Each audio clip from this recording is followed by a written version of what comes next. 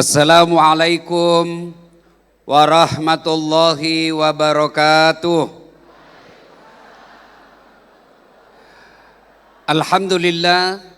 Alhamdulillahi rabbil alamin. Wabihi nasta'inu ala umurid dunya waddin. Ashadu an la ilaha illallah wa ashadu anna muhammadan abduhu wa rasuluh. Allahumma salli ala sayyidina Muhammad wa ala alihi wa sahbihi ajma'in. Amma ba'd. Faqad qala Allah subhanahu wa ta'ala fi kitabil karim. Bismillahirrahmanirrahim. Ya ayyuhalladzina amanu taqullaha haqqa tuqatih wa la tamutunna illa wa antum muslimun. Wahai orang-orang yang beriman, bertakwalah kalian kepada Allah dengan sebenar-benarnya takwa, dan janganlah kalian mati kecuali dalam keadaan beragama Islam. Ayat ini Jumat dibacakan khatib. Setiap bapak ke masjid sholat Jumat pasti mendengar ayat ini. Kalau di kantor bupati ada pengumuman yang harus diulang-ulang tiap pekan, pasti pengumuman itu sangat penting sehingga harus diulang-ulang. Ayat ini juga selalu diulang-ulang tiap Jumat. Berarti ayat ini penting dan rasa-rasanya susah diterima akal. Jangan kamu mati, berarti mati kau yang ngatur. Woi, jangan mati ya. Berarti mati mau-maumu. Padahal mati mau atau tidak, tiba saatnya pasti mati. Orang kaya, orang miskin, raja-raja, rakyat biasa, bupati. Kamu yang bilangnya bukan saya. Semua mati. Berarti yang jadi masalah bukan mati. Yang jadi masalah menurut Al-Quran, illa wa antum muslimun, kecuali kau mati dalam keadaan beragama Islam. Berarti ada orang Islam tapi matinya kafir. Ayat ini Allah ingin tegaskan, hati-hati dasat. Kamu ngaku Islam, belum tentu kau mati dalam keadaan Islam. Insya Allah kita tidak akan wafat dalam keadaan mencuri. Insya Allah kita tidak akan wafat dalam keadaan mabuk. Insya Allah kita tidak akan wafat dalam keadaan berzina. Yang bisa membuat kita mati kafir, hubbi aklil haram, suka makan uang haram, barang-barang haram. Siapa di antaranya? Contoh aja ini, jangan marah. Contoh. Sabung ayam didapat sama polisi. Judi sembunyi-sembunyi, dikejar sama polisi. Jangan lari. Wih, masih lari juga. Polisi tidak bisa kejar. Kenapa? Polisi besar perutnya. Ada juga itu polisi kan besar perutnya kan. Tidak bisa lari dia. Polisi terpaksa tembak peringatan ke langit. Dor. Masih lari, tembak 2 kali. Dor. Masih lari, tembak 3 kali. Dor. Masih lari, terpaksa dilumpuhkan. Tembak kakinya. Dang. Kepalanya kena. Saya tanya temanku yang polisi, bos bagaimana caranya? Kakinya kau tembak, kenapa kepalanya kena? Dia bilang soalnya waktu ditembak dia jongkok. Ini polisi film India, bukan polisi Indonesia. Bu, jangan musuhi polisi. Pak, adik-adik remaja yang di atas, jangan musuhi polisi. Bapak pernah enggak bayangkan seandainya tidak ada polisi di Indonesia?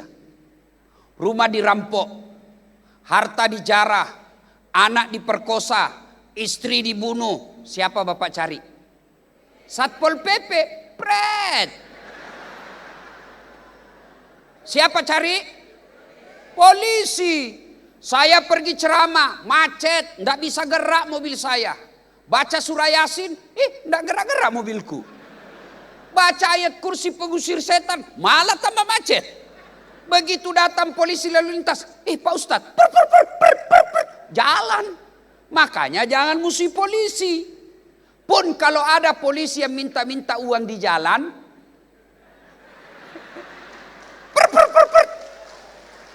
kau melanggar, kau tidak lihat ini. Saya lihat Pak. Kenapa kau melanggar? Saya tidak lihat Bapak. Kenapa kau tidak lihat saya? Bapak sembunyi di tikungan. Mana surat-suratmu? Periksa surat, semua lengkap. Saya tilang kamu. Kenapa Bapak tilang? Kau pembohong. Maksudnya apa? Itu motormu Honda, jaketmu Yamaha. Itu polisi film India. Bu, jangan musuhi polisi. Jangan musuhi polisi.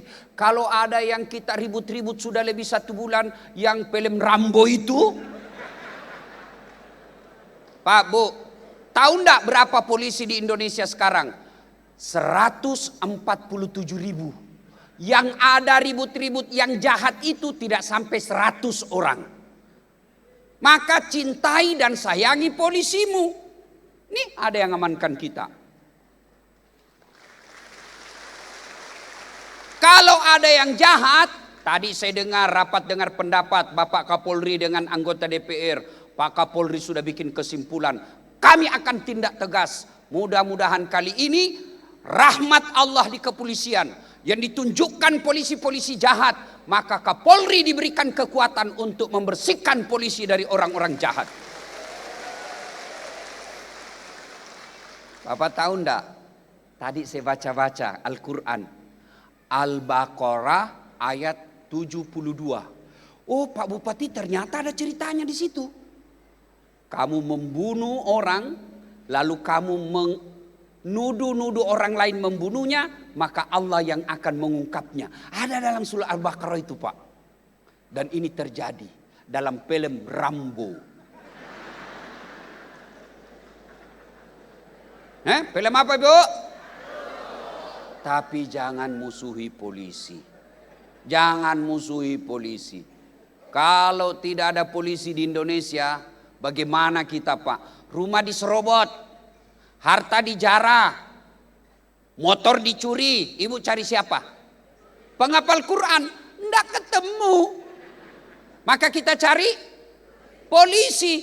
Maka polisi harus baik untuk melayani, mengayomi dan melindungi masyarakat Republik Indonesia. Polisi juga jangan musuhi ulama. Kenapa? Karena kalau kau mati, siapa yang bungkus kamu? Maka yang baik, polisi lindungi ulama, ulama doakan polisi, bersinergi membangun Republik Indonesia. Wa qala idzan. Bismillahirrahmanirrahim. Ya ayyuhalladzina amanu dukhulu fis silmi kaffatan wa la tattabi'u khutuwatis syaitan innahu lakum adu mubin. Wahai orang-orang yang beriman, masuklah engkau ke dalam Islam secara sempurna, bukan Islam pencitraan, bukan Islam pilkada, bukan Islam pilcaleg. Itu caleg kalau mau dipilih, Masya Allah, penampilannya kala-kala ustadz, pakai serban, pakai gamis, biar ndak diundang datang. Sekali terpilih, hilang dia. Ada caleg begitu di sini? Ada? Kamu salah, kenapa kau pilih? Ada anggota DPR di sini hadir? Allahu Akbar, ketua DPR kita hadir di tempat ini. Kita doakan mudah-mudahan beliau terpilih lagi. Coba lihat itu anggota DPR kalau pilih caleg. Dibagi-bagi kartu namanya, Pak. Pilih saya. Sama-sama kita orang Banyumas. Orang Banyumas dengan orang Bugis itu sama, Pak. Sama-sama keras suaranya. Cuma orang Banyumas takut sama istrinya. Kalau orang Bugis istrinya lebih berani.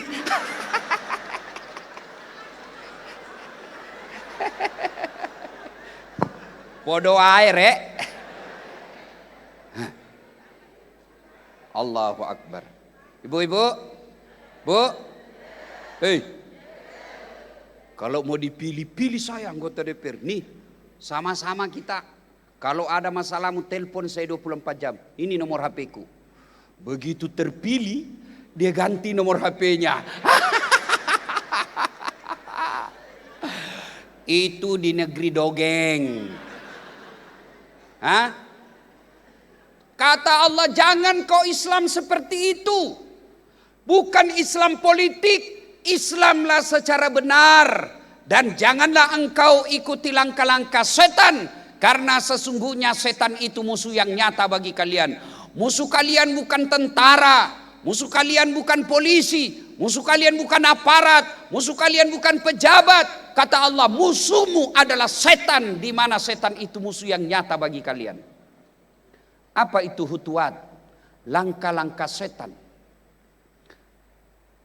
Alhamdulillah, ternyata di sini masih banyak juga orang yang kena godaan setan.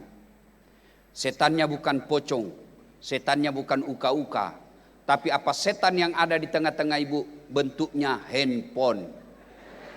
Orang sudah ceramah masih juga WhatsApp. Setan itu. Orang sudah ceramah masih juga sibuk. Ibu-ibu yang pegang handphone, saya doakan suamimu kawin lagi. Saya mau.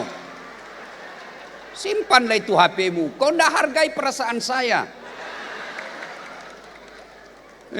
Bayangkan saya dari Palembang tadi malam sampai Jakarta. Pagi-pagi Pak sudah terbang lagi ke Jogja. Naik mobil lagi. Panitianya ngakalin saya. Saya tanya berapa jam dari bandara ke acara. Dia bilang paling lama 1,5 jam. Ternyata 3,5 jam. Saya tanya yang undang, kenapa kau bohongi saya? Dia bilang kalau saya kasih tahu 3,5 jam Pak Ustadz pasti tidak mau. Aduh, gila juga itu Pak.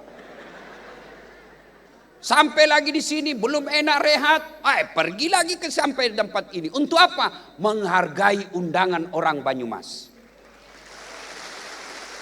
Maka tolong hargai juga perasaanku. Gimana caranya? Nggak enak rasanya saya lagi ceramah kok begini terus. Kita mau rekam Ustadz. Kamu rekam jarak 30 meter. HP-mu HP tua. Kameranya kabur. Pasti hasilnya jelek. Jadi gimana caranya Ustadz? Tuh ada kamera saya bawa. Gambarnya jernih, suaranya jelas. Bagaimana cara nonton? Buka di YouTube. Tulis Dasat Latif Tasyakuran Haji Banyumas. Keluar sudah itu. Sudah itu jangan lupa like and share. Jangan ketawa, saya serius ini bos. Iklan lewat. Adik-adik remaja, kalau kau follow artis apa yang kau dapat? Habis kotamu toh. Apa kau dapat? Hai guys, kita lagi di Plaza Indonesia guys. Beli sepatu 5 juta guys. Apa kau dapat? Begitu kamu follow ulamamu satu, kau secara otomatis mengangkat marwah ulamamu. Artis saja yang tidak jelas kontennya 5 juta pengikutnya.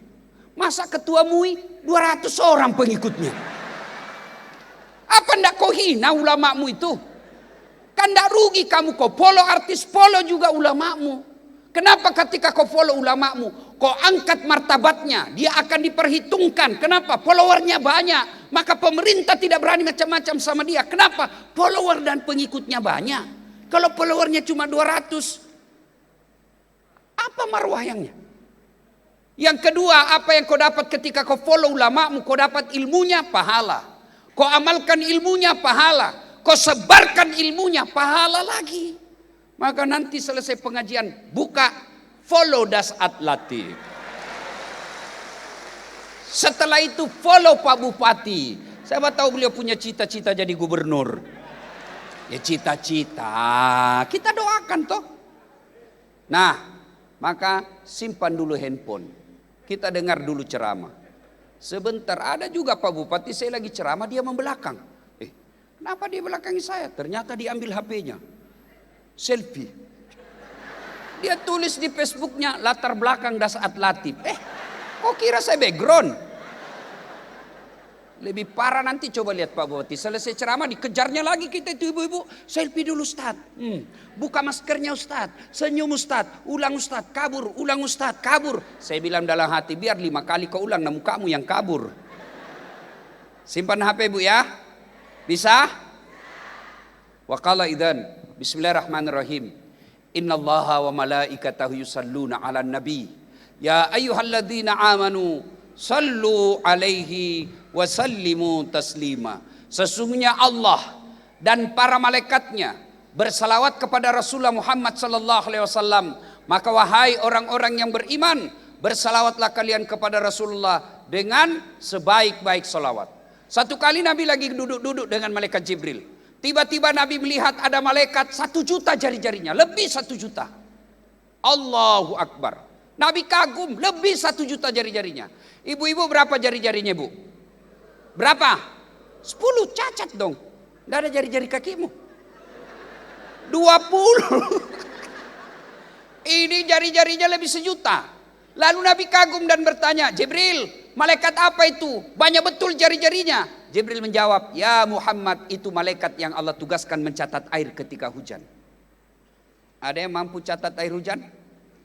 Meskipun Pak Bupati pernah kerja di PDAM, saya yakin tidak mampu menghitung air hujan.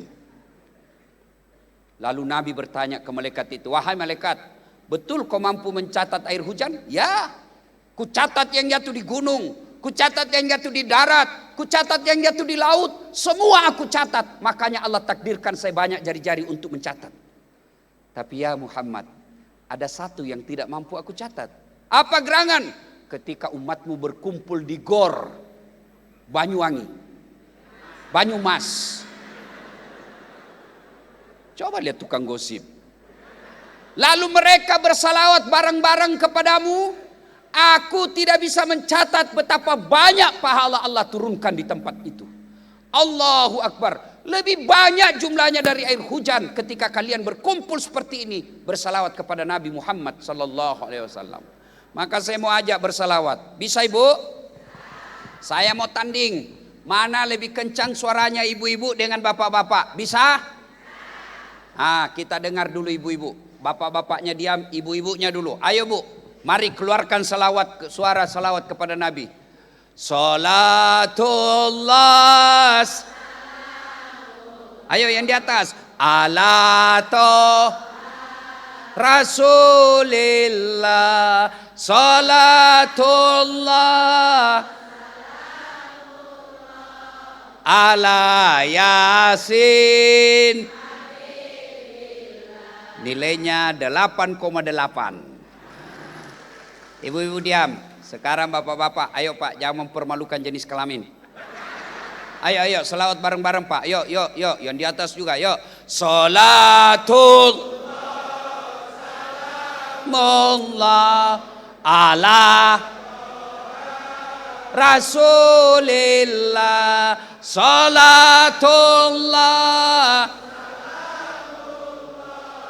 ala Yasin.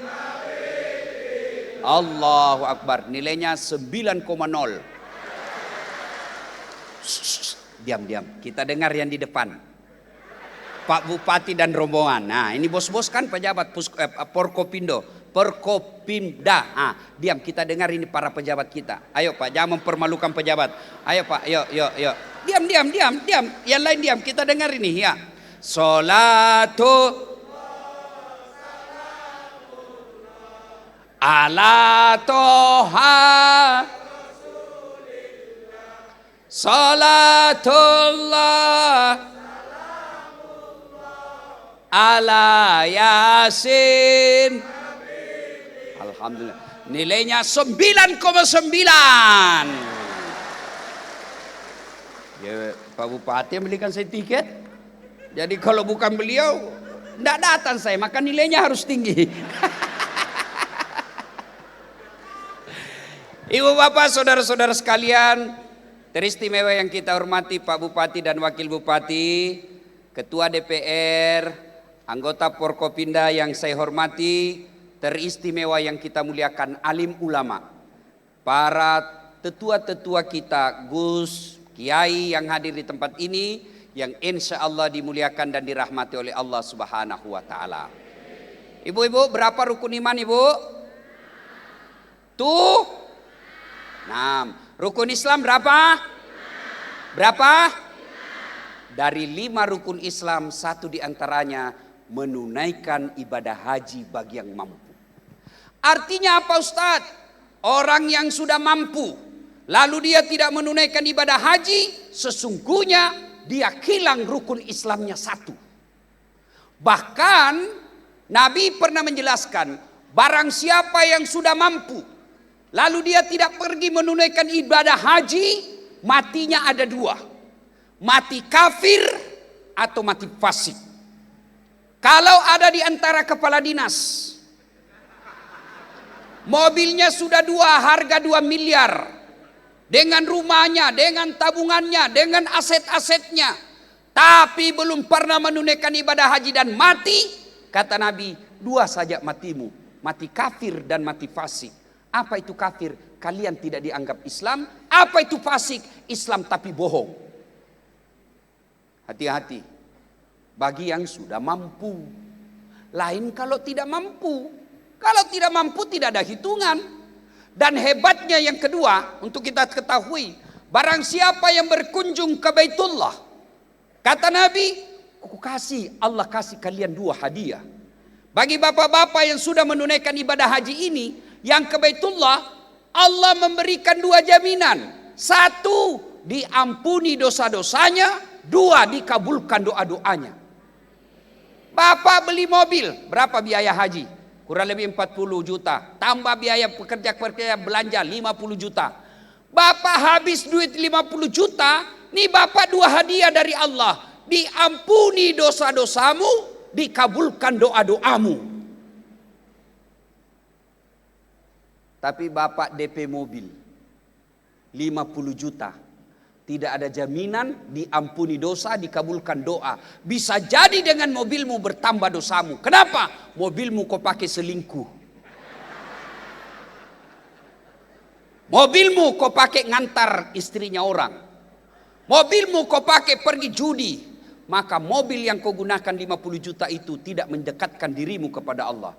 Tapi ke Baitullah, balasannya Allah kabulkan doa-doanya. Allah ampuni dosa-dosanya. Dan kembalinya kalau dia mabrur, tidak ada balasannya kecuali Jannatul Firdaus. Cuma yang jadi masalah, mana itu mabrur? Apakah semua ini sudah mabrur? Mari kita dengar kisah. Ada orang kiai memiliki 2 orang santri. Diberikanlah ilmu-ilmunya Pak Kiai. Seluruh kitab-kitab sudah diberikan kepada muridnya. Lalu gurunya berkata, "Nak, semua ilmu dariku aku sudah berikan padamu. Silahkan kau turun keluar dari pesantren ini. Hiduplah dengan ilmu yang kuberikan." Turunlah 2 ilmu ini, 2 santri ini. Yang satu jadi pedagang, yang satu jadi tukang kebun. Yang tukang kebun dia tanam padi, dia tanam ubi. Dia tanam apa ibu? Apa? Ubi. Panen Pak. Begitu panen, alhamdulillah sukses. Dia ingat gurunya Pak Bupati. Lalu dia berkata, ini ilmu dari guru sehingga saya bisa panen. Diambillah ubinya yang paling baik, dia masukin dalam karung, dia pikul. Jalan naik ke pondoknya. Assalamualaikum warahmatullahi wabarakatuh, Pak Kiai. Pak Kiai buka, kau nak, piye kabare? Alhamdulillah, api-api. Guru, setelah saya keluar dari pondok saya jadi pedani. Ini ada ubi saya bawa. Mudah-mudahan guru sehat walafiat menikmati ubi ini. Waduh, baik berkali kau nak. Bawalah dalam ke ibumu. Bawa ke istrinya Pak Kiai. Ceritalah murid dan guru. Selesai cerita, kata santrinya, Pak Kiai mohon izin saya pamit dulu. Kata gurunya, tunggu dulu nak, kau duduklah di sini. Masuklah Pak Kiai ke istrinya. Bu, ini anak kita bawa ubi. Kita kasih apa dia pulang? Tidak ada Pak, nggak enak dia pulang kosong. Tidak ada, kau carilah oleh-oleh. Tidak ada, kecuali itu kemarin Pak Sekda datang bawa kambing. Kata Pak Kiai, sudah kasih aja itu kambing, saya kolesterol. Pulanglah dia bawa kambing, sambil jalan bawa kambing. Kambing, ketemu sama temannya yang pedagang. Assalamualaikum Mas Bro. Waalaikumsalam. Dari mana sampean? Dari rumah Pak Kiai. Loh, kok ada kambing? Alhamdulillah, inilah baiknya Pak Kiai. Tak bawain ubi, dia kasih saya kambing. Apa? Ubi saya bawa, dikasih kambing. Kamu bawa ubi? Iya. Dikasih kambing? Iya. Jalan kalkulatornya pedagang. Namanya pedagang, mikirnya biasa sama politisi Pak. Dia lihat majelis taklim yang ada di otaknya, satu kursi nih. Wah, dia ingat. Akhirnya apa? Pulang ke tokonya. Ngisi open cup-nya sembako. Mobilnya diisi sembako. Diisi beras, gula, tepung, telur, daging, minyak. Datang ke gurunya. Assalamualaikum guru. Waalaikumsalam. Kau nak, gimana kabarmu? Setelah saya keluar dari pondok guru, saya jadi pedagang. Ini ada sembako satu mobil. Wah, Masya Allah, baik betul sifatmu nak. Bawa dalam ke ibumu. Diangkut. Cerita-cerita guru. Mohon maaf, saya mau balik dulu. Tunggu dulu nak, kau duduk lagi sebentar. Masuklah gurunya. Bu, apa dikasih ini? Tidak ada pak. Kasihan dia pulang kosong. Ada yang ubinya temannya itu. Kata gurunya, ya sudahlah, kasih aja itu ubi daripada dia pulang kosong. Pergi tadi bawa apa ibu? Bawa apa? Sembako. Pulang bawa ubinya lagi temannya. Sampean juga begitu. Sama hajinya, sama tawafnya, sama sa'inya, sama minanya, sama wukufnya. Tapi demi Allah, ada yang pulang kambing, tidak sedikit yang pulang bawa ubi. Tergantung niatnya. Kalau pergi tanah suci niatnya hanya mau dipanggil Pak Haji, ya Allah mana pahala hajiku? Malaikat katakan dari jauh, bohong Tuhan. Dia pergi haji hanya supaya dapat gelar haji. Tidak dapat apa-apa. Lalu apa itu haji mabrur? Saya cerita sedikit. Ibu kalau pergi tanah suci, ketika tawaf dan sa'i, wukuf di Arafah puncaknya, pakaiannya ibu pakaian apa? Pakaian apa? Ihram. Bapak-bapak pakaiannya apa? Bagaimana model pakaian ihram pak? Apa ada perbedaan ihramnya bupati dengan petani? Apa ada bedanya ibu bupati dengan rakyat jelata? Ihramnya? Enggak. Apa artinya? Di hadapan Allah semua hamba sama. Antara bupati dengan pengangguran, antara satpol pp, polisi setengah, satpol pp dengan pegawai honor. Ada pegawai honor di sini? Pegawai honor, tahu pegawai honor bu? Namanya PTT, pegawai tidak tetap. 5 tahun kemudian TTP, tetap tidak pegawai.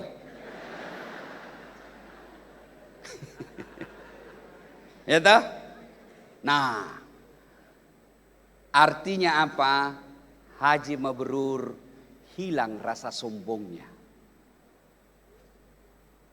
Kalau pulang haji malah tambah sombong karena gelar hajimu, maka kalian nol di sisi Allah. Tidak ada nilai. Apa yang membuatmu sombong? Apa yang membuat orang sombong biasa?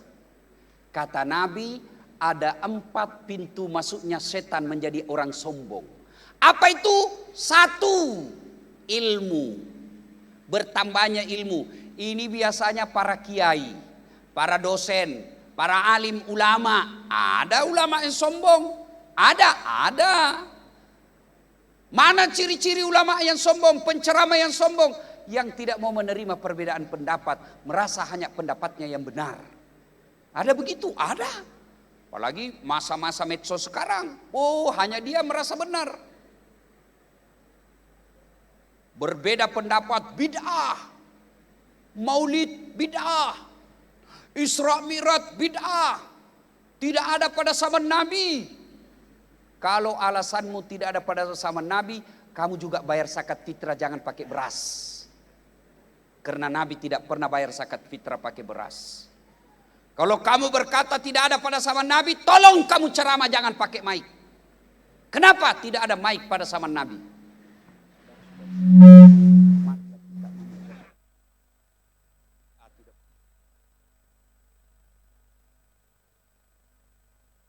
Ini juga bid'ah, tidak ada pada zaman Nabi. Maka yang baik, mari saling menghormati perbedaan. Perbedaan kenapa ada? Karena itu sunnatullah. Maka ada disebut imam mazhab. Ibu bapak lihat baru dari tanah suci kan, lihat perbedaan. Orang mulai takbir banyak perbedaannya. Ada orang takbir begini pak. Allahu Akbar. Ada juga yang begini, Allahu Akbar. Ada hadisnya. Ada juga yang rasa-rasanya capek betul jalan, enggak semangat. Ada juga yang begitu. Silakan jangan menyalahkan pendapat orang. Bapak Ibu baru pulang tanah suci, lihat orang meletakkan tangannya setelah takbir. Beda-beda Pak, dan itu ada mazhabnya. Allahu Akbar. Pertama, antara perut dengan pusat. Dia begini. Yang kedua, Allahu Akbar di atas dada. Ada yang begini. Yang ketiga, Allahu Akbar di bawah pusat. Ada. Bukan di bawah sekali. Ngeres lagi pikiran jamaah. Yang keempat, Allahu Akbar. Adakah ibu bapak lihat di tanah suci lurus? Ada kan? Mana yang benar? Benar semua. Masing-masing ada ulamanya. Yang mau begini silakan. Yang mau begini silakan. Mau begini silakan. Mau begini pun silakan. Kalau semua boleh Ustaz, yang mana salah? Kalau kau pakai semua.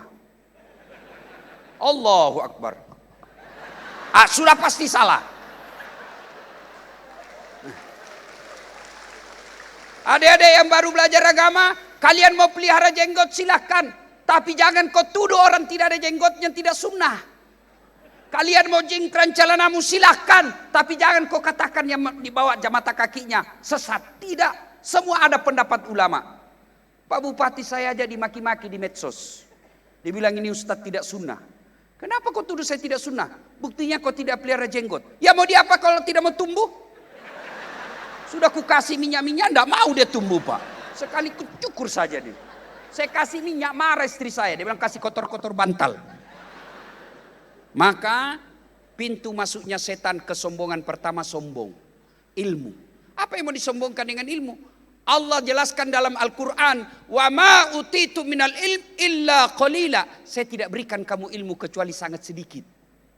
Apa yang mau disombongkan? Kalau Allah marah, dia kasih pikun kamu.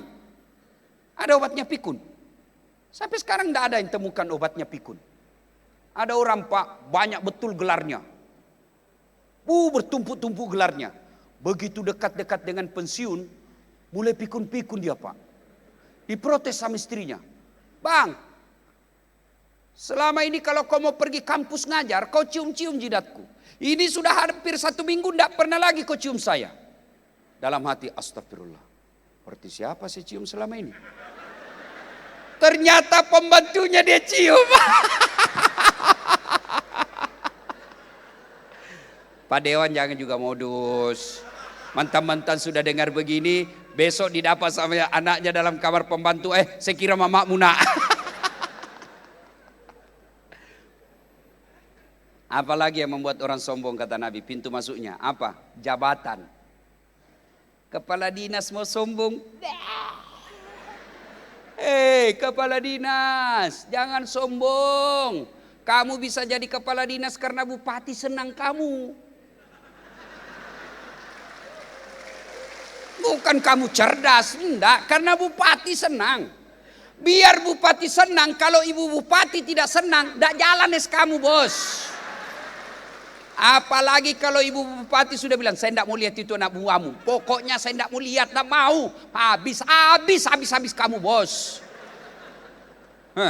Apalagi membuat lo sombong. Anggota DPR.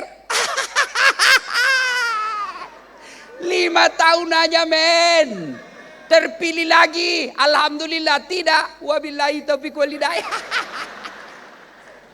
Apa yang kau mau sombongkan? Ayo. Bupati 10 tahun Pak. Biar Bapak hebat 10 tahun. Lepas ini Garuda Pak. Sudah lebih 10 tahun Bapak sudah hilang bupati. Masih mau pakai Garuda Pak. Lewat di pasar orang bilang sudah gila bupati kita. Apa yang mau disombongkan? Kiai mau sombong, aduh alamak jangan. Saya begini di sini bukan karena saya hebat, tapi karena ada penonton saya. Mana hebat saat kalau tidak ada yang nonton? Ayo, Oh, berapi-api saya ceramah di sini. 2 jam berapi-api. Tapi tidak ada yang nonton. Lewat Pak Kajari. Sudah lama sakit itu, Ustaz. Apa yang kita mau sombongkan? Ibu-ibu cantik merasa sombong. Ada juga istri kadis. Oh, sombongnya. Padahal bukan dia yang kepala dinas. Cuma istrinya kepala dinas. Jangan sombong. Al-Quran. Hadits Qudsi menjelaskan. Ada 3 temannya setan di dunia. Satu di antaranya kata Allah. Ghaniyun mutakabbir. Orang kaya yang sombong. Kaya pangkat. Kaya ilmu. Kaya harta. Kaya rupawan. Sombong. Temannya setan. Tapi orang masih maklum. Ya wajarlah dia sombong. Anggota DPR. Wajar dia sombong. Bupati. Wajar dia sombong. Kapolres. Wajar dia sombong. Kaya. Wajar dia sombong. Terkenal. Meskipun itu temannya setan. Tapi wajar. Orang bilang wajar. Tapi kalau sudah jelek. Pengangguran. Tidak terkenal. Miskin. Ngontrak-ngontrak. Bau keteknya. Busuk mulutnya. Sombong. Kau bukan temannya setan. Kau sudah jadi setan cilaka. Ayo. Jamaah haji yang mabrur. Hilang sombong. Kalau bapak justru dengan gelar haji makin sombong. Kalian rugi. Tidak mendapatkan mabrur. Maka sisihkan, hilangkan sifat sombong itu. Haji mabrur apa lagi? Ibu-ibu. Bu. Halo bu. Haji mabrur itu. Ibu waktu di Madinah ada kegiatan apa ibu? Apa? Arba'in. Bapak-bapak tahu arba'in? Tahu pak? Sholat berjamaah 40 kali di Nabawi. Artinya apa? Konkret, jelas. Orang haji mabrur terpelihara sholat berjamaahnya. Andai saja semua yang pulang haji memelihara sholat jamaahnya pak. Penuh setiap masjid yang ada di kabupaten ini. Alhamdulillah. Saya lihat masjid di kabupaten ini pak. Di mana-mana penuh. Terutama kalau subuh. Penuh. Sampai di luar. Tidak ada di dalam. Yang ada di dalam yang kepala dinas sudah pensiun. Ya sudah muka-muka sakaratil maut. Di dalam lomba batu.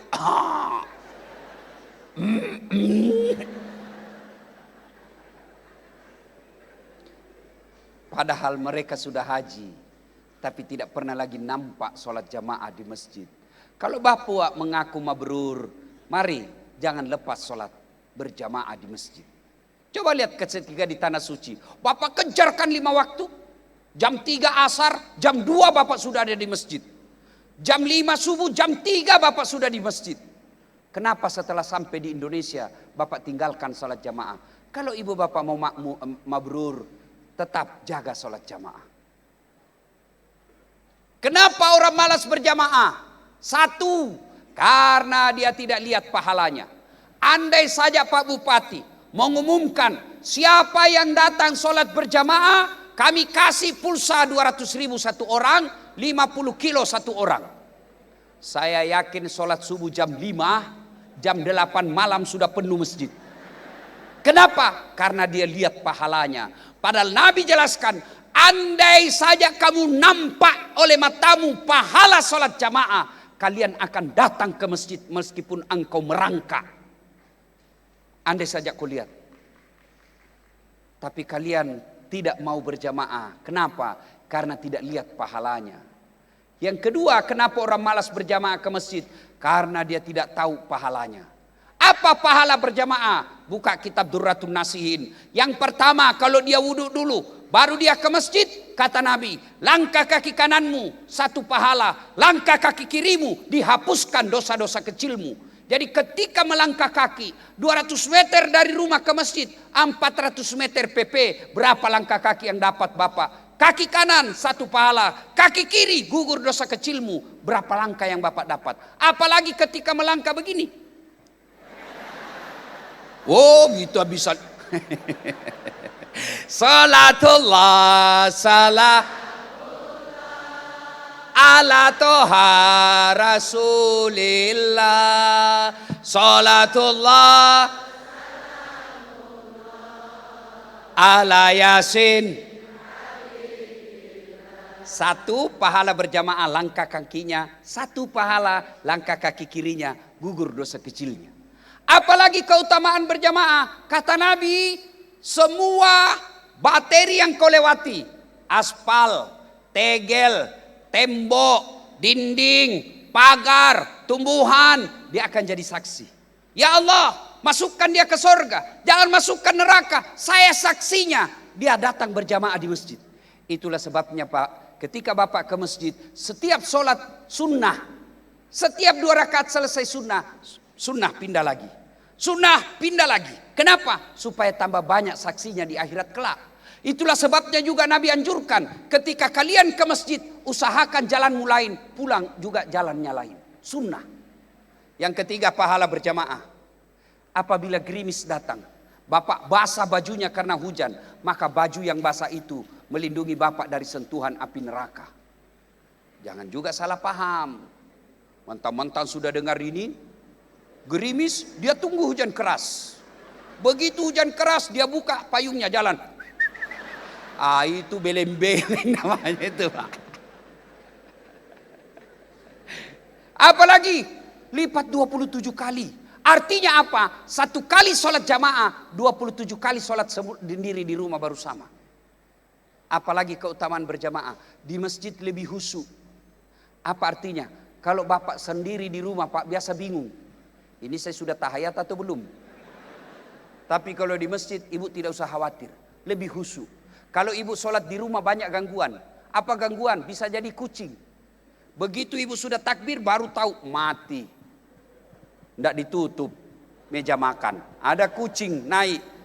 Kira-kira Ibu masih khusyuk? Habis sudah ikan. Allah karim. Akhirnya apa? Dia kreatif, Pak. Qul a'udzu birabbin nas, malikin nas, ilahin nas. Itulah gangguan kalau di rumah. Tapi kalau di masjid tidak ada gangguan seperti itu. Apalagi keutamaan berjamaah di masjid. Di masjid kita bisa doa bersama. Mungkin ibu bapak tidak tahu doa. Tapi ada alim ulama, ada ketua MUI, ada ulama besar memimpin doa. Ibu mengaminkan sehingga seluruh doa dalam masjid dikabulkan. Itulah sebabnya Pak Imam, kalau ada imam di sini yang selalu mimpin sholat jamaah, ketika Bapak baca doa, usahakan keraskan sedikit dan baca doa yang umumnya orang tahu apa isinya itu doa. Karena kadang-kala ada juga jamaah kita tidak tahu apa diminta imam, kita yang penting amin aja. Amin, amin, amin. Amin. Amin, amin, amin. Tidak tahu. Siapa tahu yang jadi imam anak muda, belum dapat istri. Dia berdoa, ya Allah berikan kami jodoh. Kata bapak di belakang, amin. Istrinya juga di belakang, amin. Berarti kau izinkan suamimu kawin lagi. Nah, itulah keutamaan sholat jamaah. Banyak lagi tapi waktu terbatas. 1, penyebab orang malas jamaah ke masjid karena dia tidak lihat pahalanya. 2, karena dia tidak tahu pahalanya. Yang ketiga, manajemen masjid tidak bagus. Ada masjid saya bangun. Bapak-bapak, kalau Bapak like and share ceramah saya, itu sesungguhnya Bapak membangun masjid. Karena semua keuntungan saya di YouTube, alhamdulillah penonton saya sekarang di YouTube sudah 251 juta. Dan itu semua dana-dana yang saya dapat dari YouTube, alhamdulillah sudah jadi masjid. Insya Allah dalam waktu lagi proses sekarang di Makassar, saya bangun masjid, insya Allah menjadi masjid yang cantik di Makassar. Dan saya membuat markas kader ulama. Apa maksudnya? Markas dia bukan pesantren. Tapi ada anaknya Pak Bupati. Ustadz, ada anak saya. Sudah dari pesantren tapi tidak tahu ceramah. Sini. Saya ajarkan namanya public speaking. Itu ada kelasnya khusus public speaking. Ada kelas kedua, kelas multimedia. Bagaimana ceramah di depan kamera. Karena tidak gampang Bapak ceramah depan kamera. Kalau Bapak ceramah di masjid palingan dengar 200 orang. Tapi kalau Bapak ceramah di YouTube, Instagram, bisa sampai dari Sabang sampai Merauke ribuan orang nonton, bahkan orang luar negeri pun nonton. Itu kelas multimedia. Tapi ada yang paling penting. Apa itu? Kelas adab. Biar tinggi dia punya ilmu, kalau tidak tahu sopan santun, nol di hadapan Allah. Itu kelas adab. Nah, itulah yang saya bangun. Nah, Ibu Bapak, ketika kita sholat berjamaah, banyak yang tidak mau datang ke masjid. Manajemen masjid tidak bagus. Masjid yang saya bangun itu, Pak, yang sudah ada sekarang, itu dibawanya kolam. 1 hektar itu pekarangannya. Pekarangannya saya pelihara kucing. Saya bikinkan tempat-tempat foto. Yang ada foto saya besar sekali. Kalau orang mau datang saya tidak ketemu, dia selfie saja dengan foto saya itu. Ber-AC.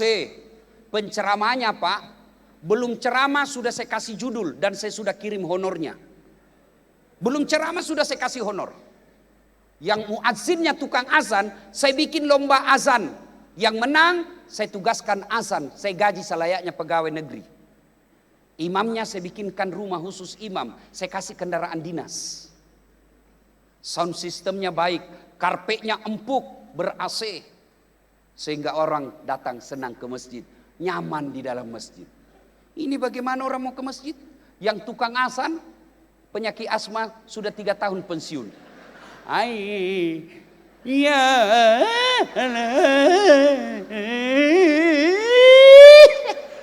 Apa ndak mau jengkel anak muda? Panas. Karpetnya sudah 8 kali lebaran tidak pernah diganti. Begitu kita sujud langsung bengkak jidat, digigit semut. Sound systemnya storing, baru kita takbir Allah.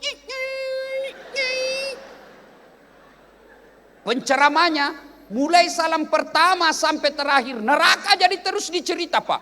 Kamu bahkan dimasukkan dalam neraka, ditusuk pantatmu, keluar di lehermu, maka ditusuk 2 matamu, digunting. Tapi anak muda tidak usah ke masjid, bikin takut-takut itu Pak Ustaz.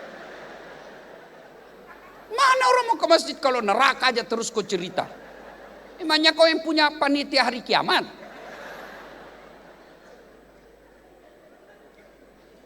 Dapat lagi Pak Imam, Allah karim. Imamnya suka balik-balik sunnah, Pak. Saya heran sekarang lihat imam-imam yang muda penghafal Quran. Senang betul dia panjang-panjang. Itu tidak diajarkan Nabi. Kata Nabi, kalau kau jadi imam, baca ringkas bacaanmu. Itu Nabi kalau sendiri, Pak, dia baca surah-surah pendek. Kalau beliau imam, beliau baca surah pendek. Kalau sendiri, dia hatamkan 1 juz. Kalau sendiri. Ini kalau sendiri, kul-kul. Sekali jadi imam, Pak, ma Allah karim. Mulai takbir sudah lama, panjang, Pak.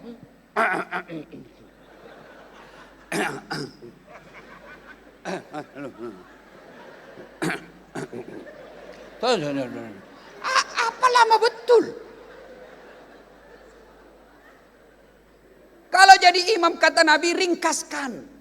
Itulah sebabnya ketika kita jadi imam, itu sunnah Pak Imam mengatakan salat jami'ah rahimakumullah sambil lihat ke belakang. Oh, banyak pensiunan. Jangan kau siksa orang tua. Ada kasihan orang tua setengah mati, jatuh, remati lagi. Aduh.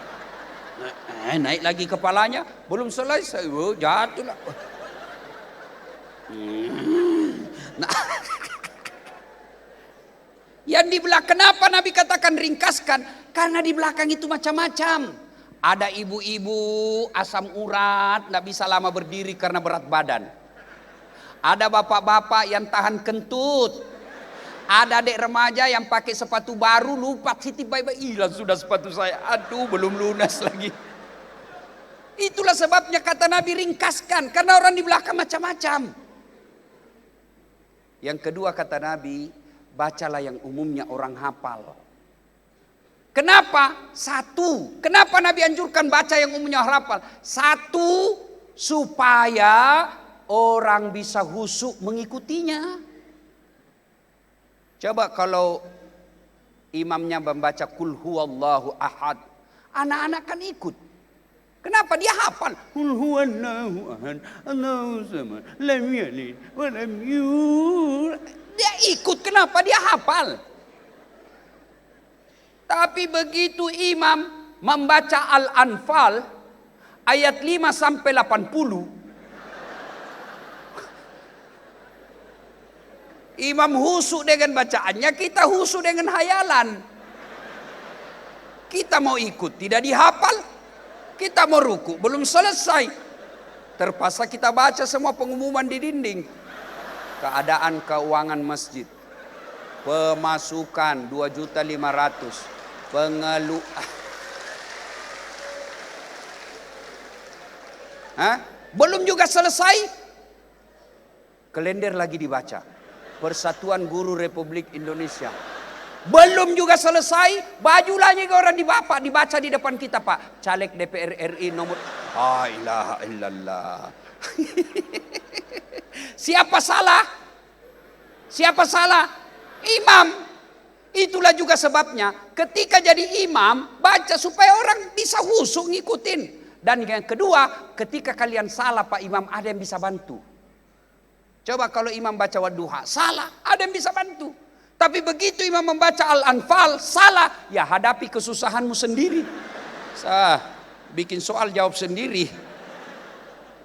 Kan biasa begitu. Ini wallahu alam, ini cerita, ini tidak tahu benar atau tidak. Ada anak santri penghafal Quran, pulang kampung dites hafalannya. Kaulah jadi imam nak. Imamlah dia, masjid tua tempatnya Pak. Begitulah jadi imam, tiba-tiba dia baca surah yang panjang. Dan agak dia saja yang hafal. Tiba-tiba ada cicak jatuh dekat telinganya.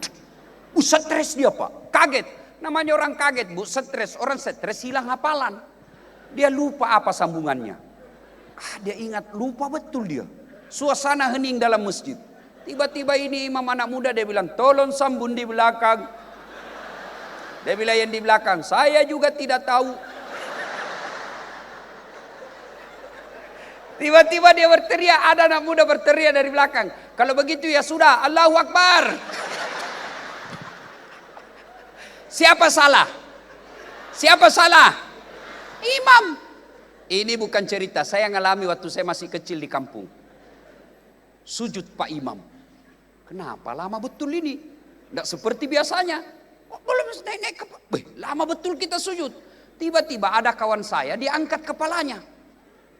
Teriak, hilang imam. Ternyata imam yang kita tunggu hilang di tempat Pak. Dia keluar dari samping. Kan masjid NU biasanya itu kan ada masjid, ada pintu keluar kan. Bubar sholat Pak. Bubar ditanya Pak Imam. Pak Imam, kenapa kau tinggalkan saf? Saya kentut nak. Dia bilang, Pak Imam, lain kali kalau kau kentut, kasih naik kepala supaya kita lihat kau diganti. Dia bilang sengaja nak, saya malu kau tahu. Siapa salah? Siapa salah? Siapa salah? Imam. Dalam fikih sholat jamaah diterjemahkan ke dalam berkehidupan bermasyarakat. Jadi makmum boleh siapa saja. Mau yang paling cerdas sampai orang goblok boleh jadi makmum. Tapi imam hati-hati. Kenapa? Karena kalau salah imam bubar jamaah. 2024 kita akan memilih imam.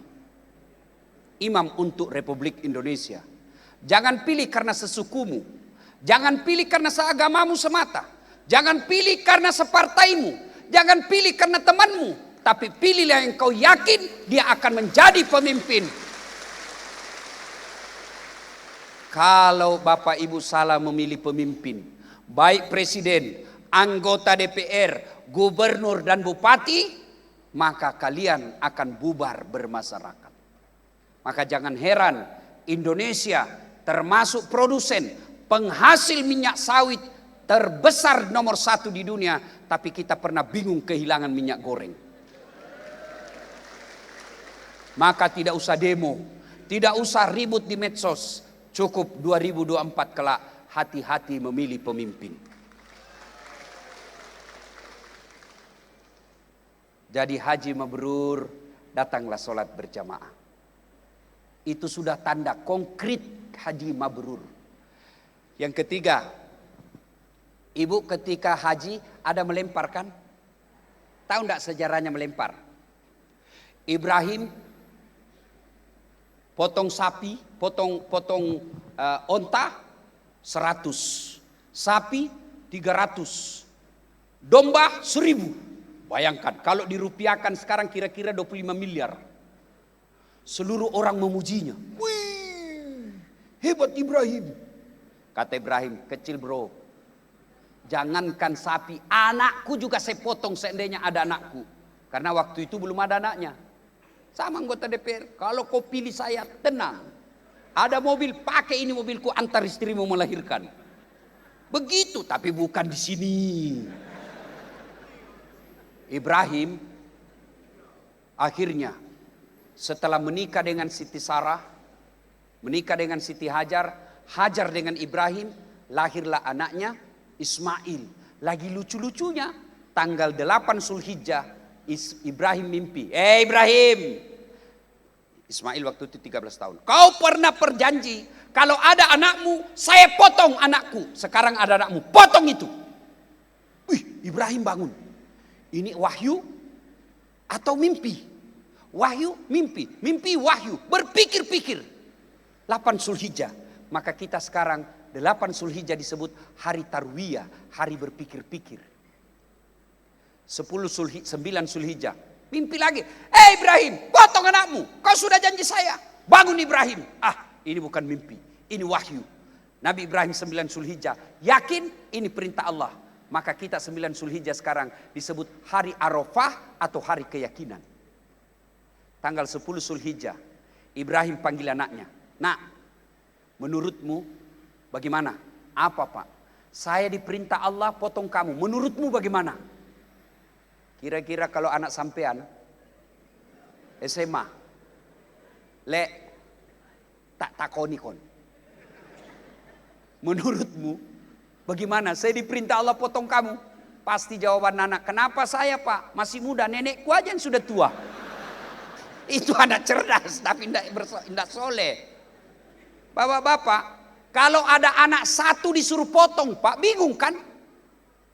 Ini anak satu disuruh potong. Kalau 5 anak, potong anakmu. Cari mana yang paling nakal. Mana yang beleng-beleng. Ini aja foto beleng-beleng ini. Ibrahim, apa kata anaknya? Pak, laksanakan. Jangan ragu. Insya Allah Bapak mendapati saya menjadi anak yang sabar. Lalu katanya, sini kau nak. Tapi apa? Saya minta satu. Bapak tutup matanya. Karena kalau Bapak lihat saya tidak tega pasti potong. 2 pakai pisau dan yang paling tajam supaya saya tidak lama menderita. Apalagi nak 3, tolong Bapak ikat kaki dan tanganku supaya saya tidak meronta-ronta kesakitan. Apalagi nak tolong bajuku yang dipakai di ini jangan kena darah supaya ibuku tidak melihatnya. Yang kelima, apa nak? Tolong ketika saya sudah wafat jangan ada anak remaja lewat depan rumah supaya ibuku tidak mengingatku lagi. Baik. Potonglah itu. Sampai di ibu-ibu waktu pergi kan kalau sudah sampai di situ di Mina, kan di bawah itu tengok sebelah kiri sebelum rumah raja ada kartu apa itu pos-pos seperti pos security di atas bukit. Disitulah Ismail dibaringkan dipotong bapaknya, dipotong. Begitu dibaringkan diiris, tidak mempan. Diudang lagi, tidak mempan. Kata Ismail, Bapak main-main. Tidak nak, ku keras ini. Barangkali pisaunya tidak tajam. Ibrahim hantamkan ke batu, patah. Ulang lagi. Tunggu, kau wiring baik-baik, ulang. Kata Ismail, Pak, tolong buka ikatan kaki dan tanganku. Karena kalau diikat begini, Allah pasti menilai saya tidak ikhlas. Tolong buka. Dibuka. Begitu mau disembeli lagi, Allah panggil seluruh malaikat. Malaikat, kau tengok ini hamba saya. Inilah hambaku yang pernah kau protes kalau dia menjadi pemimpin menghancurkan ini bumi. Nah kau lihat, dia sembeli anaknya untuk pengabdiannya kepadaku.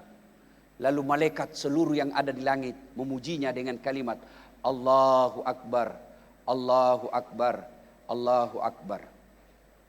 Lalu Ibrahim menjawabnya, La ilaha illallah, huwallahu akbar. Lalu Ismail merambutnya dengan kalimat Allahu Akbar, walillahil hamd. Itulah takbiran, Pak. Allahu Akbar, Allahu Akbar, Allahu Akbar. Malaikat, la ilaha illallah, Allahu Akbar. Ibrahim, Allahu Akbar, walillahil hamd. Ismail. Tapi apakah ketika Ibrahim pergi tidak digoda setan? Digoda, Pak. Ketika Ibrahim mau potong anaknya, kata setan, Ibrahim, Baim. Ibrahim, kau tengok itu anakmu lagi lucu-lucu, masa kau mau potong? Setan masih mau ngomong, Bu. Ibrahim ambil batu, dilempar. Ishab ya, pergi kau. Kena kepalanya. Sampai Bandung, balik lagi. Digoda istrinya. Jar. Ajar. Kau tahu mau kemana? Anakmu dibawa. Dia bawa, bodoh kau bejar. Maksudnya apa? Dia mau potong itu anak. Banyak bicara. Mana ada bapak potong anaknya? Iya, katanya perintah Allah.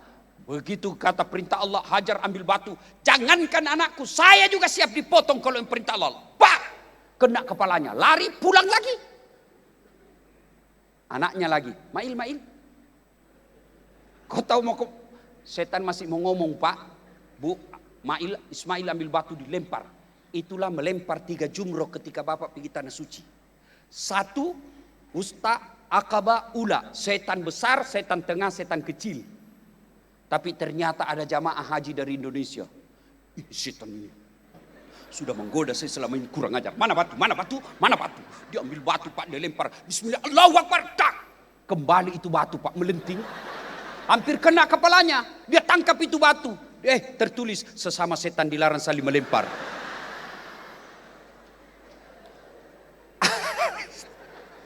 Ada juga yang suami istri, Pak.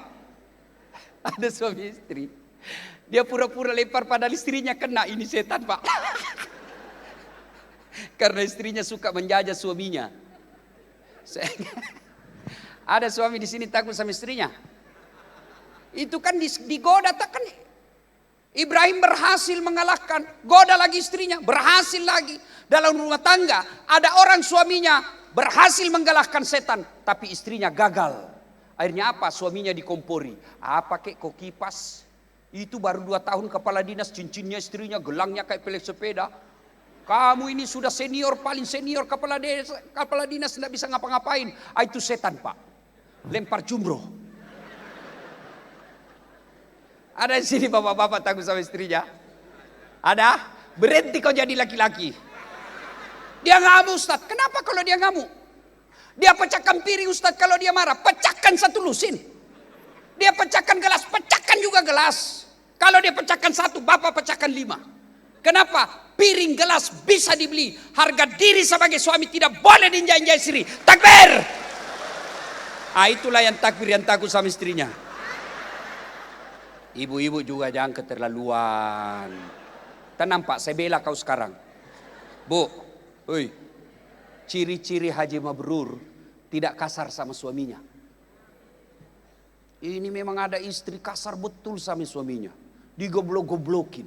Memang kamu goblok. Alangkah bahagianya kita seorang suami. Begitu datang suamimu kau sambut, Assalamualaikum kakandaku Arjunaku. Waduh, istri saya itu, Bu, kalau saya datang dan marah-marah, dia peluk saya, Bu. Lalu dia menyanyi, bila kamu di sisiku, hati rasa syahdu. Tenang perasaan saya. Saya masuk kamar lagi, berantakan kamar. Kenapa kau terbegini kamar? Dia peluk lagi saya dari belakang sambil menyanyi. Insaflah wah. Enak kan? Saya juga kalau istri saya marah sama istri, tidak pernah saya kata-kata kasar. Saya nyanyi juga. Saya paling sering dikomplainkan istri saya. Kenapa sih jarang di rumah, Ustaz? Saya cuma tidak marah, saya cuma menyanyi. Tiap malam engkau ku tinggal pergi. Bukannya aku sengaja. Demi kau dan si buah hati, terpaksa aku harus begini. Wah, tenang. Ini suami istri bertengkar, hamil lagi.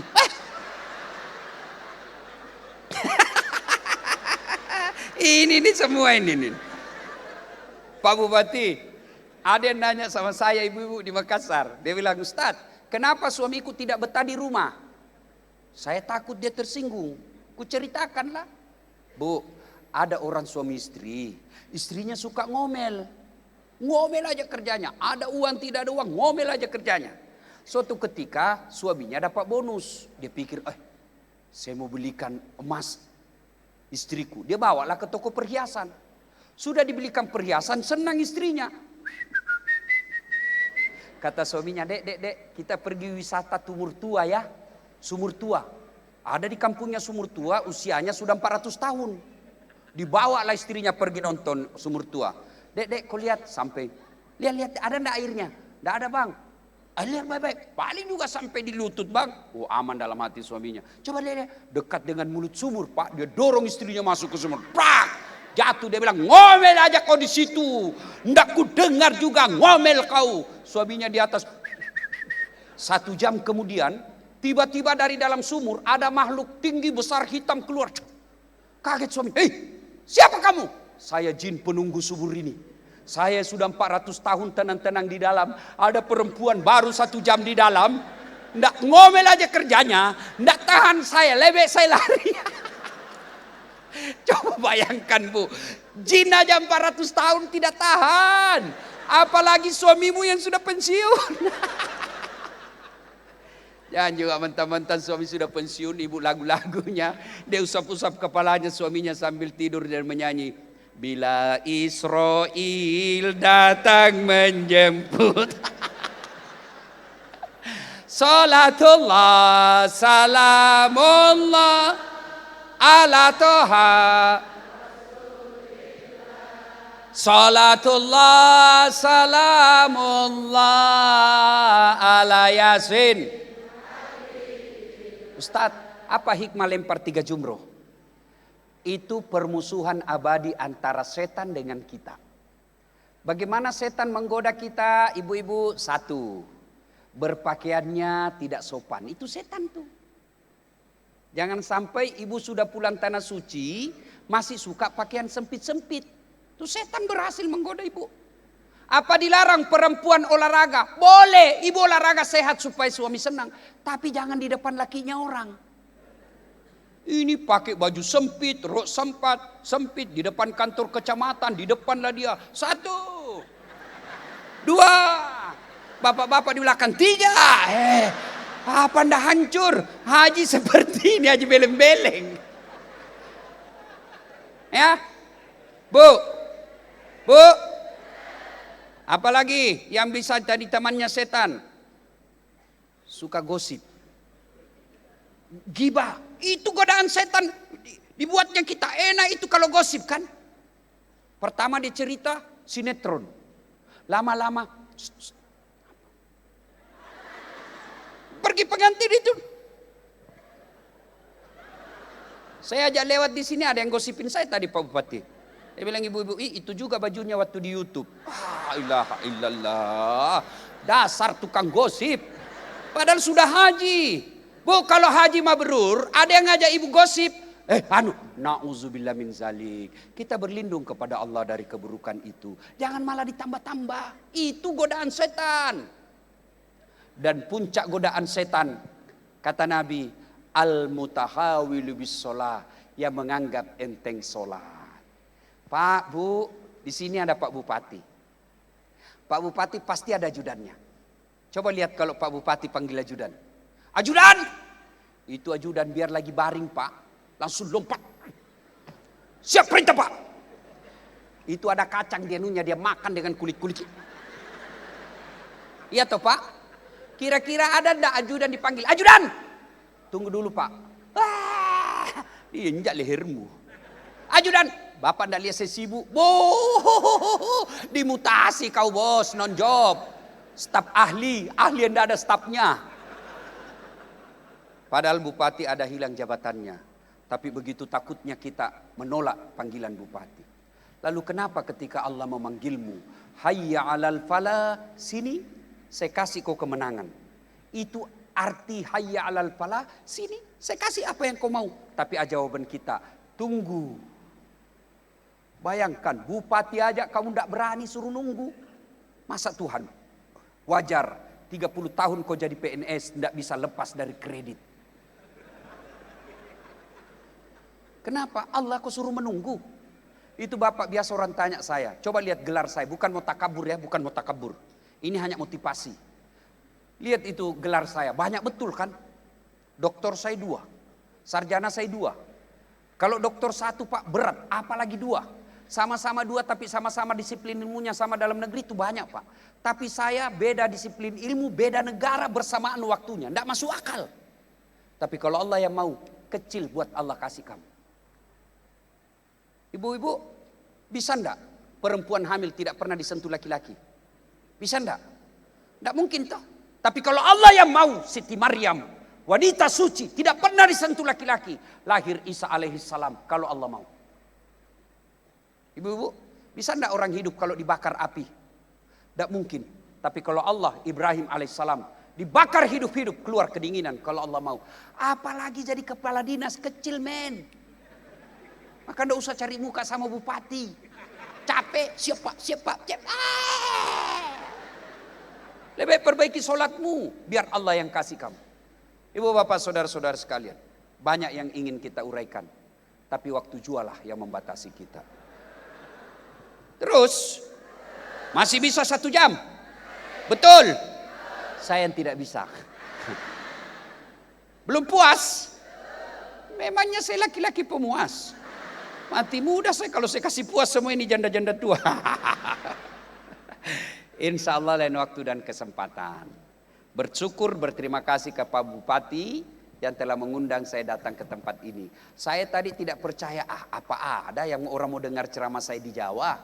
Oh ternyata, alhamdulillah bisa juga hadir di tempat ini. Mudah-mudahan apa yang saya sampaikan ada manfaat. Kita intisari dulu ya. Haji mabrur itu singkirkan kesombongan. Yang kedua, datanglah sholat jamaah.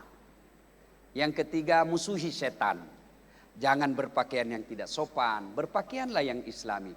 Bapak-bapak haji, selama haji Pak, pakai itu kopiah putih. Ini hebatnya ini Pak, topi begini. Kalau Bapak pakai peci haji, tidak mungkin Bapak salah jalan. Kalau Bapak pakai gamis begini, baju putih, songkok putih, tidak mungkin Bapak masuk karaokean. Mas, panti pijat endi Mas? Masa itu aja beleng-beleng itu. Yang berikutnya, hindari gosip. Kita sekarang lebih gampang bergosip karena ada WhatsApp. Di grup-grup kita sangat gampang menghina orang. Dan yang paling konkret, haji mabrur. Aqimis sholat, dirikan sholat. Apabila ini kita lakukan, alhamdulillah malam ini betul-betul kita mendapat hikmah haji mabrur dan kita menikmati kemerdekaan yang sesungguhnya. Walau anna ahlal qura amanu wattaqau lafatahna alaihim barakatim minas sama'i wal ar. Penduduk suatu negeri beriman dan bertakwa kepadaku, aku turunkan keberkahan dari langit dan keberkahan dari dalam tanah. Agar ini terwujud, mari kita berdoa. Kita awali dengan mengirimkan suratul Fatihah kepada Rasulullah Muhammad SAW. Khasiat dan keutamaannya kita ikhlaskan untuk orang tua kita masing-masing. Al-Fatihah. Bismillahirrahmanirrahim. Bismillahirrahmanirrahim. Alhamdulillahirrahmanirrahim.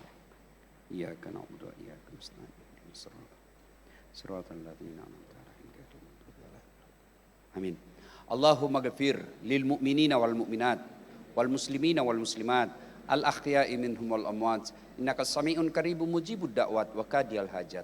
Ya Allah, Zat yang Maha membalas. Balaslah segala kebaikan orang-orang yang telah mewakafkan waktu, harta dan ilmunya untuk acara ini. Angkat harkat dan martabatnya, wujudkan cita-citanya, bahagiakan keluarganya, dan jika kelak menghadap kepadamu, hadapkan dalam iman dan Islam. Ya Allah, ya Rabbi ya Karim, Zat yang berhidayah, berikan hidayah kepada pemimpin kami ya Allah. Tunjukkanlah kepada mereka yang hak adalah hak dan berikan kesanggupan kepada mereka melaksanakan yang hak itu. Tunjukkan yang batil adalah batil dan berikan kesanggupan kepada mereka memberantas dan menghilangkan kebatilan itu. Rabbana innana sami'na munadi yunadi lil iman an aminu birahmatika ya arhamar rahimin. Rabbana atina fid dunya hasanah wa fil akhirati hasanah wa qina adzabannar. Subhana rabbika rabbil izzati amma yasifun wa salamun alal mursalin walhamdulillahi rabbil alamin. Terima kasih. Usikum wa nafsi bitaqwallah. Assalamualaikum warahmatullahi wabarakatuh.